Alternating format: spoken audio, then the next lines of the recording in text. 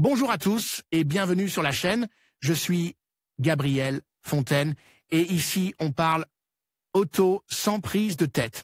Conseils pratiques, explications techniques, accessibles et réponses claires à vos questions de tous les jours.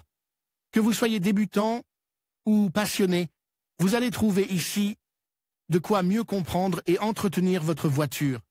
Pensez à vous abonner, à laisser un petit like et restez avec moi jusqu'à la fin de la vidéo.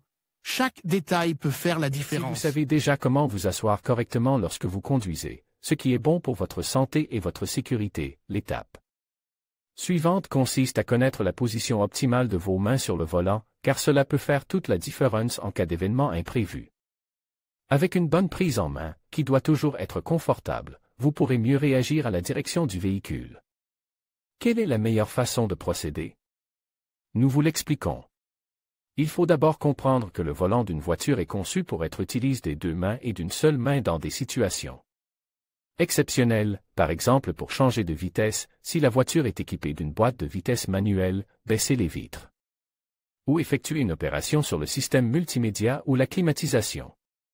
Certaines de ces actions peuvent être effectuées à partir du volant lui-même s'il est multifonctionnel, il comporte des boutons sur ses branches. En effet, le code de la route interdit l'utilisation du volant d'une seule main. Ni pour se garer en ligne, ni pour se garer en batterie. Bien que la Direction générale de Trafico indique que la meilleure position des aiguilles sur cet élément est à 10h30. Elle entend par là une analogie avec la position de 10 heures.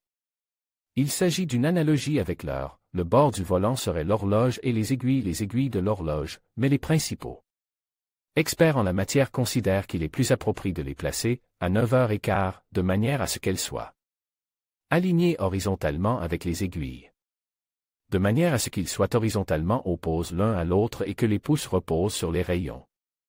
Les fabricants développent d'ailleurs cet outil de pilotage dans l'intention de l'utiliser de cette manière.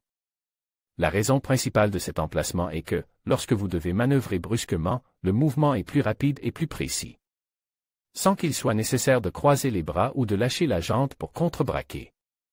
En raison de l'importance de ce raisonnement, un agent de mobilité peut vous infliger une amende allant jusqu'à 80 €, sans retrait de points, si vous ne maintenez pas la position prescrite ou une position très proche de celle-ci. Cela signifie tenir le volant avec les deux mains jointes en haut, la même chose en bas, garder les deux mains sur les rayons, garder la main gauche sur la portière ou la main droite sur le levier de vitesse ou l'accoudoir, etc.